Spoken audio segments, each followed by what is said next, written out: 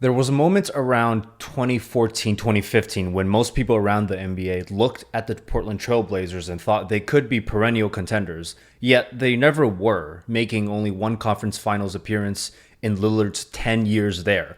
With his trade request this summer, the Damian Lillard era is officially coming to an end. And in this video, I'd like to recap what exactly happened, what went wrong. Of course, to understand how the Damian Lillard era began, we first have to understand who the Portland Trail Blazers were before he got there. Now, this may surprise some people, but historically, the Blazers are one of the league's more consistently successful teams. From 1983 to 2003, the Portland Trail Blazers had 20 consecutive years of playoff appearances, which is the second longest streak of all time, only behind the Spurs' Tim Duncan era, but arguably a more impressive streak because they did so with a bunch of different players, beginning with Jim Paxson and Kiki Vandeweghe, then a couple of finals appearances with Clyde Drexler, then building around Rasheed Wallace. They then had a few great years with Brandon Roy before he got injured. In 2011, they had officially moved on from Brandon Roy and decided to rebuild, winning only 28 games, and so in the 2012 draft, they had the 6th overall pick, uncharacteristically high for a team not used to picking in the lottery.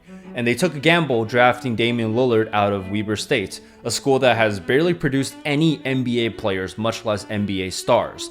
But the moment Lillard dropped 23 and 11 in his NBA debut, it was clear the Blazers had something special. The Blazers still missed the playoffs in 2013, but Dame would win Rookie of the Year unanimously. In 2014, they took a massive leap. Trading for Robin Lopez brought their bottom 5 defense into around league average. They signed good veterans like Mo Williams. Lillard got better, Aldridge got better, Batum got better, Matthews got better. The Blazers won 54 games with the league's second best offense. They beat the Rockets in the first round, with Lillard sealing the series in epic fashion. In the second round, they would face the eventual champion Spurs and lose in 5, but there was plenty of optimism surrounding the team. Lillard made All-NBA third team in just his second year, and the rest of the starting 5 were entering their primes. The 2015 season started off great as well. Midway through the season, they were 30 and 11, and at the trade deadline, they went and got Aaron Aflalo from Denver to bolster their bench and make a serious run in the playoffs. Less than a month later, however, Wesley Matthews, nicknamed Iron Man by local fans and broadcasters for his durability, tore his Achilles in a freaky no-contact incident. This loss would prove to be devastating as the Blazers' defense plummeted. They went 21-20 in the second half of the season to finish as the 4th seed and lose to the Grizzlies in round 1. That summer, LaMarcus Aldridge, Aaron Aflalo, Robin Lopez, Wesley Matthews all left in free agency. The Blazers also traded Batum to Charlotte, which meant 5 of their 6 best players from the previous year were gone.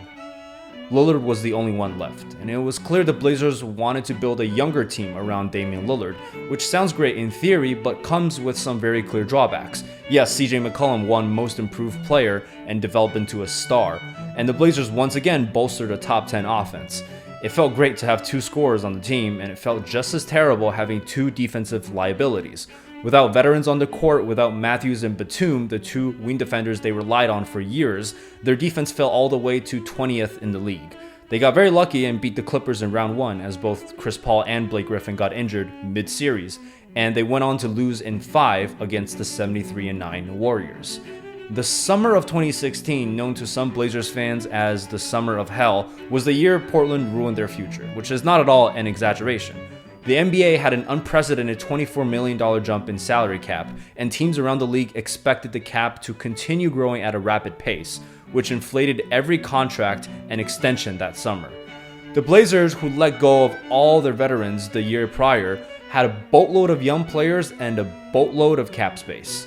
They extended CJ McCollum for 4 years, $106 million, which was great, but everything else that summer was a disaster. Festus Ezeli, 2 years, $15. Evan Turner, 4 years, $70. Myers Leonard, 4 years, $41. Alan Crabb, 4 years, $75. Maurice Harkless, 4 years, $42. In hindsight, these deals are pretty bad, seeing as how the salary cap did not continue growing at $24 million a year. They didn't have their first round pick that year either because they gave it to Denver for Aaron Aflalo, another trade that looks quite bad in hindsight. Strapped with one of the highest payrolls in the league, the Blazers were stuck in mediocrity. 4 of the next 5 years, they would make the playoffs and lose in the first round. Midway through 2017, they traded for Jusuf Nurkic, which brought a lot of excitement to the team. But this roster was no match for the KD Warriors. In 2018, they were the 3rd seed in the West and got swept by the 6th seed Pelicans in round 1, a series that exposed many flaws within the team. Their overdependence on Lillard, the lack of depth, the lack of shooting. To the Blazers' credit, they did actively address these issues the following year. They signed Seth Curry and traded for Rodney Hood. And 2019 was arguably the best year of the Damian Lillard era. They won 53 games. Lillard once again hit a series-winning buzzer beater in round 1. They beat the Nuggets in 7 in round 2, but in the conference finals, the Warriors once again swept them, even though KD was injured. 2020 was a strange year for the entire league because of the COVID lockdown. The Blazers' big move in 2020 was adding Carmelo Anthony, which went about as you'd expect. The offense was pretty good, and that defense was pretty bad. First round exit. 2021, they had pretty much the same team, except Robert Covington came in for Carmelo Anthony. Again, another first round exit. 2022 was arguably when the Lillard era already ended. Lillard, one of the most durable stars in the NBA, had a strange abdominal injury that sidelined him for 2 months. Their season started off so poorly, however, that the Blazers decided to sit him out for the rest of the year and trade away CJ McCollum to tank for a high draft pick. That pick ended up being Shaedon Sharpe at number 7. Despite all the trade rumors surrounding Dame, the Blazers didn't seem like they wanted to fully commit to a tank and a rebuild. On the contrary, they traded a first-round pick and multiple pick swaps for Jeremy Grant, who was coming off a career year in Detroit, but also 28 years old. So the 2023 season saw the Blazers try to win with their new big three, but quickly realized they were going nowhere. But after a brutal history of unlucky injuries, the basketball gods finally smiled upon Portland in the 2023 draft as the Blazers got the 3rd pick and selected Scoot Henderson. For a few weeks, there was still speculation that the Blazers would package Scoot and trade for a star player to help Damian Lillard win now, but that didn't appear to be true. So we get to this summer with Damian Lillard finally requesting a trade out of Portland, officially ending the Lillard era. As always, when we look back on teams that had tremendous potential and failed, there is a combination of bad luck and bad decision making. Wesley Matthews tearing his Achilles tendon effectively ended that first iteration of the team. That's bad luck. And in 2016, yes, they made some bad decisions giving out big long-term contracts to mediocre players, but they weren't the only team doing so. The entire league had this belief that summer that the salary cap would continue rising. The Blazers, unfortunately, just had more money to spend than other teams did. Apart from the summer of 2016, which had some obvious bad decision making involved, the few years that I think the Blazers front office actually messed up were the last few years, the later years in Damian Lillard's time in Portland. It felt like they wasted 2 years there in 2021, 2022, 2023, where they didn't really know what they were doing. The moment you trade away CJ McCollum, you have to fully commit to a tank rebuild. There's nothing else that makes sense. It doesn't matter if Lillard at the time was making a lot of noise about wanting to stay in Portland and wanting to win a championship there. As a team, you have to do what's best for the team. Because look at Lillard now, he's certainly doing what's best for him, demanding a trade out of Portland and specifically wanting to go to Miami, screwing up the market. But the guy does not have a no trade clause either. Look at what the Jazz got for Donovan Mitchell and Rudy Gobert in the summer of 2022. Instead, last year, they spent a first round pick to go get Jeremy Grant, in large part to appease Damian Lillard's wish to remain competitive in Portland.